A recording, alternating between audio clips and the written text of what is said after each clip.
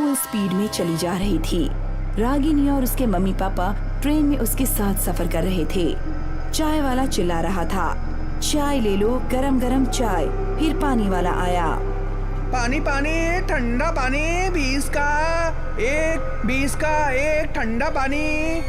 फिर पान मसाले वाला आया, 14 का 2 राजहंस पान मसाला, तिरंगा पान मसाला, इसमें केसर का दम खाइए और कामयाबी की बुलंदियों को छू लीजिए। पापा कितना शोर शराबा कर रहे हैं ये लोग। हाँ, कभी कभी तो हद कर देते हैं ये लोग। इनका यही काम है, इसी से इनका पेट भरता है। अब तुम्हारे पापा का गांव आने वाला है, सीतापुर से 40 किलोमीटर दूर है अभी जो स्टेशन आएगा। सच में मैं गेट पर जा रही हूँ, वैसे भी मेरे सिर में दर्द हो रहा है। रागिनी उठकर गेट पर आ गई। ठंडी ठंडी हवाओं का वो आनंद लेने लगी। ट्रेन फुल स्पीड में चलती जा रही थी। ट्रेन हॉर्न बजाकर रास्ते को चीरते हुए चली जा रही थी। अंधेरे में वैसे तो कुछ दिखाई नहीं दे रहा था, लेकिन दूर गांव में टिमटिमाती लाइट दिख रही थी। तभी अजीब सी हवा चली और रागिनी का दुपट्टा उड़ गया। रागिनी गिरते बची। वो वापस आकर बैठ गई। मम्मी, मेरा फेवरेट दुपट्टा उड़ गया। इतनी छोटी सी बात पर इतनी बड़ी लड़की रोती है। दूसरा ले लेना या मैं ला दूंगी। देखो, हमारा गांव क्रॉस कर रहा है, कितना अच्छा लग रहा है। अरे वाह, तो हम लोग गांव क्यों नहीं जाते हैं? कितना मजा आएगा ना। अब यहाँ कोई नहीं रहता, तुम्हारे दादा दादी सब भगवान के पास चले गए, इसलिए हम सब लोग शहर चले गए। रागिनी अपने घर पहुंची और अपने रूम में चली गई। बैग अपने कमरे में रखा। उसका मोबाइल नीचे गिर गया। वो उठाने झुकी तो बेड के नीचे उसका दुपट्टा दिखा। वो चौंक गई कि ये दुपट्टा ट्रेन में उड़ गया था। वो यहाँ कैसे आ गया? उसने तुरंत ही उसे उठाया और अपने कंधे पर लेकर आईने में देखने लगी। उसके पीछे एक भूत खड़ी दिखी और वो हंस रही थी। उसकी लाल लाल आँखें, बिखरे बाल देखने के बाद रागिनी डर गई और चीखने ही वाली थी कि उसके मुंह पर भूतनी ने हाथ रख दिया। वो बेहोश हो गई। रात के 12 बज चुके थे। रागिनी के मम्मी पापा सो रहे थे। धीरे धीरे दरवाजा खुला। रागिनी के हाथ में चाकू था। धीरे धीरे आगे बढ़ने लगी। पापा के पास आकर वो दांत पीसने लगी और उसका चेहरा लाल होकर चुड़ैल बन गया। चुड़ैल ने चाकू ऊपर की तरफ उठाया और राजेंद्र बाबू को मारने ही वाली थी कि राजेंद्र बाबू की नींद खुल गई। वो बेड से नीचे गिर गए। चाकू बेड पर ही फंस गया। मैं तुमको जिंदा नहीं छोड़ूंगी, तुम सबको मार डालूंगी। रागिनी की माँ ने रागिनी को जोर से पकड़ा और 2 थप्पड़ दिए। उसके पापा भी उठ गए और रागिनी से चाकू लेकर दूर फेंक दिया। तुम मुझे मारना चाहती हो रागिनी बेटा? तुमको क्या हो गया रागिनी बेटा? मैं रागिनी नहीं हूँ, मैं सुरेखा हूँ। याद आया कुछ? सुरेखा? कौन सुरेखा? मैं वही सुरेखा हूँ जिसको तुमने धोखा दिया। याद करो कॉलेज के दिन की बात। सुरेखा और राजेंद्र एक ही कॉलेज में पढ़ते थे। दोनों एक दूसरे से बहुत प्यार करते थे, लेकिन ये वो समय था जब जात पात बहुत ज्यादा ही मायने रखती थी और न मोबाइल था और न ही न्यूज चैनल। सुरेखा, हम दोनों के प्यार को क्या हो गया? मम्मी पापा मानेंगे क्या? एक बार बात करके देखो, नहीं मानेंगे तो कुछ दूसरा रास्ता निकाल लेंगे। दूसरा रास्ता कौन सा है? दूसरा रास्ता ये है कि साथ अगर जी नहीं सकते लेकिन मर तो सकते हैं ना। मैं तुम्हारे बिना जी नहीं सकती। ऐसा मत बोलो, हम घर से भाग जाएंगे। तुम कल सीतापुर स्टेशन पर आ जाना, मैं भी आ जाऊंगा और भागलपुर एक्सप्रेस से मुंबई चले जाएंगे।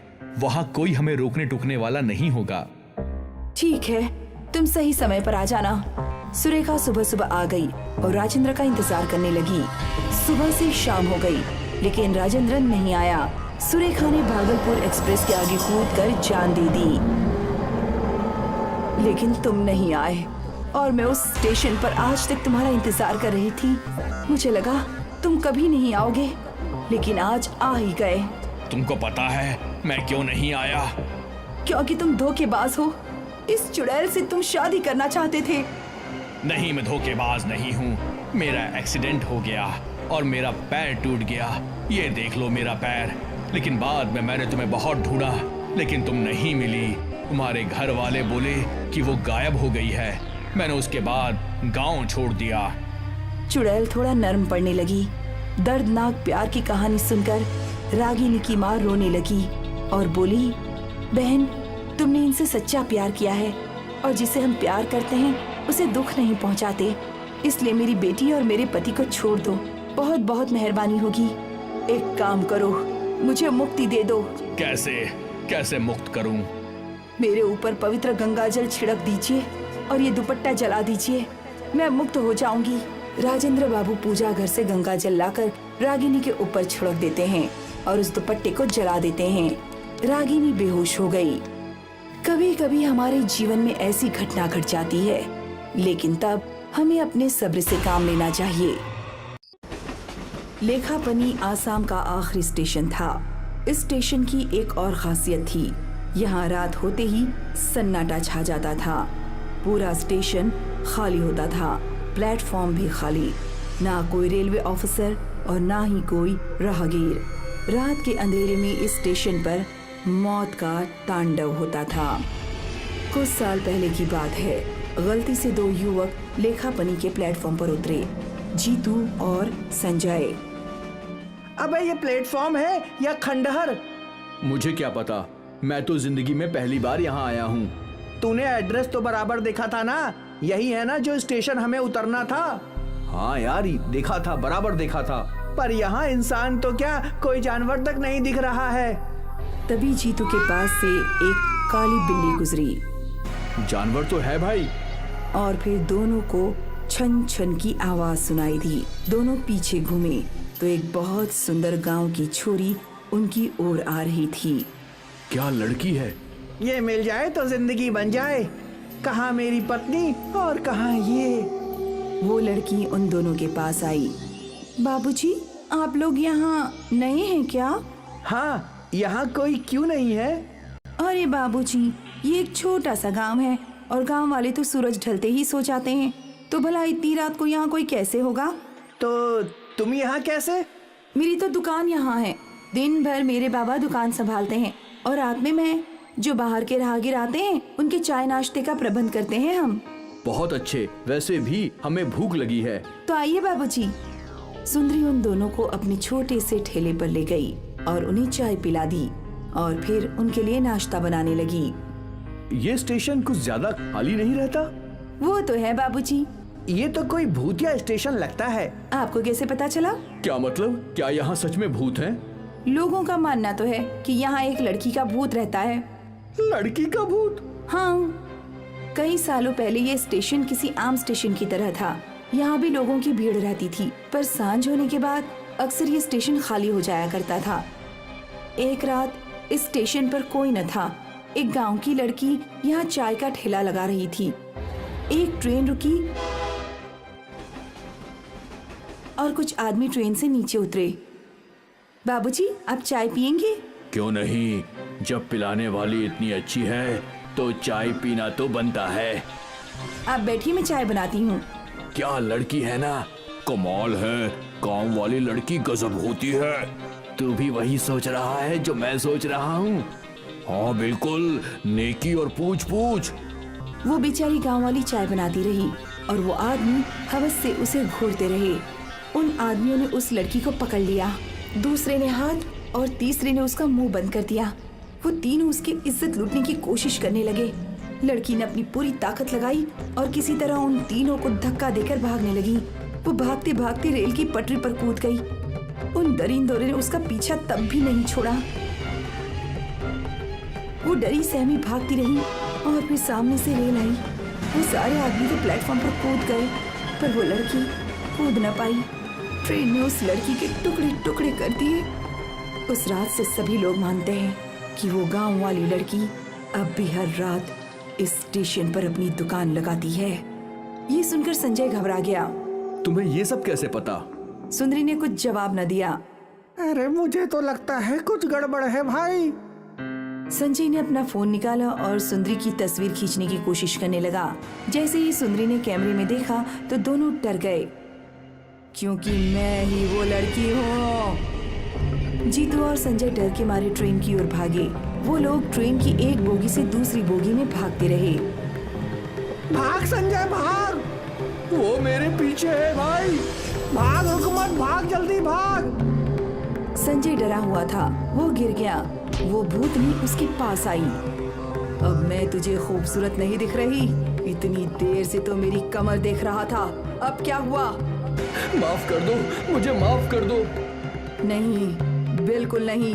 मैं तेरे जैसे किसी को भी जिंदा नहीं छोड़ूंगी। भूतनी ने संजय के चेहरे पर पैर रख दिया। संजय की मुंडी ट्रेन के फर्श के नीचे चली गई। संजय की चीख सुनकर जीतू डर गया और डर के मारे चिल्लाने लगा। मुझे छोड़ दो, मैंने तुम्हारा क्या बिगाड़ा है? मेरा परिवार है, पत्नी है, बच्चे हैं, मुझे माफ कर दो। चुड़ैल जीतू के सामने आ गई और जोर जोर से हंसने लगी। तेरे पास तो पत्नी भी है, फिर भी तुझ में हवस भरी है। तुझ जैसे आदमियों को जीने का कोई हक नहीं। चुड़ैल जीतू को घसीटते हुए ट्रेन के बाहर ले गई, उसकी गर्दन मरोड़ दी और फिर उसको स्टेशन के साइन बोर्ड पर लटका दिया। हर किसी हवस के मारे का यही हाल होगा। ये आखिरी स्टेशन इन सब हवसियों की जिंदगी का आखिरी स्टेशन होगा। ट्रेन में इस्मत बैठा हुआ मेघना के आने का इंतजार कर रहा है। पता नहीं ये लड़की कहाँ रह गई। तभी उसके मोबाइल पर मैसेज आता है। I am sorry Ismat, mummy की अचानक से तबीयत खराब हो गई और उनको हॉस्पिटल में एडमिट करना पड़ा। मैं नहीं आ सकती, टाइम मिलने पर कॉल करूंगी। अरे यार, अब तो अकेले ही सफर करना पड़ेगा। उसने देखा कि उसके सामने वाली सीट जो अभी तक खाली पड़ी थी, उस पर एक खूबसूरत औरत आकर बैठती है। उसने लाल रंग की साड़ी पहनी हुई है और माथे पर एक काले रंग की बिंदी है। मौसम कितना बढ़िया है, हल्की बारिश भी शुरू हो चुकी है और अगर इससे बातें शुरू हो जाएं, तो सफर अच्छे से कटेगा। वो औरत अपनी बैग की जिप खोलने की कोशिश करती है, लेकिन उससे जिप नहीं खुलती। लाइए, मैं आपकी हेल्प कर देता हूँ। इस्मत को वो औरत बैग दे देती है और वो उसकी जिप खोल देता है। शुक्रिया, पता नहीं कैसे जाम हो गई थी। वैसे आप कहाँ जा रही हैं? मैं दिल्ली जा रही हूँ, मेरी बेस्ट फ्रेंड की शादी अटेंड करने। अरे वाह, मैं भी अपने दोस्त की वेडिंग अटेंड करने ही जा रहा हूँ। मैं गाजियाबाद तक जाऊंगा। चलो ठीक है, गाजियाबाद तक तो कोई है जिससे बातें करते सफर कट जाएगा। सुनकर इस्मत मुस्कुराता है। मेरा नाम इस्मत है और आपका? मैं यक्षिणी हूँ। सुनते ही इस्मत अचानक से डर गया। रक्षिणी। अरे आप तो डर ही गए, मैं तो मजाक कर रही थी। मेरा नाम असल में पल्लवी है। सुनकर वो अपने मुंह से हवा छोड़ता है और चैन की सांस लेता है। आपने तो मुझे डरा ही दिया था। ट्रेन अब चलने वाली ही होती है। उसी टाइम मेघना आती है और अचानक से उस औरत के बराबर में इस्मत के सामने बैठ जाती है, जिसे देखकर इस्मत खुश भी हो जाता है और चौंक भी जाता है। अरे तो तुमने मैसेज किया था कि तुम नहीं आ सकती। अरे वो तो मैंने बस एक छोटा सा मजाक किया था। तुम भी ना मजाक में कुछ भी बोल देती हो। ट्रेन तेज रफ्तार से चलने लगती है। इस्मत ने उन दोनों का इंट्रोडक्शन करवाया और तीनों बातें करने लगे। तभी एक अधेड़ उम्र का आदमी आता है और चिल्लाकर कहता है, आज अमावस्या की रात है। आज की रात इस ट्रेन में एक डायन घूमती है, सब अपना ध्यान रखना। कहकर वो आगे चला जाता है। ट्रेन में बैठे सभी लोग एक दूसरे से कुछ न कुछ बोलने लगते हैं। ये अंकल ऐसा क्यों बोल रहे थे? अरे मुझे तो वो बुढ़ा पागल लग रहा था। आज के टाइम में डायन, कितनी अजीब बात है यार। एक आदमी सामने वाली सीट पर जो काफी देर से बैठा होता है, वो सिगरेट पीने लगता है, जिसका धुआं पल्लवी की नाक तक आ रहा होता है। कितना बदतमीज आदमी है। इन सिगरेट पीने वालों को तो गला काटकर मार देना चाहिए। उसी समय पल्लवी अपने बैग से कुछ निकालने के लिए उसकी जिप से अंदर हाथ डालती है और उसकी बैग से एक काले रंग की गुड़िया निकलकर नीचे गिर जाती है।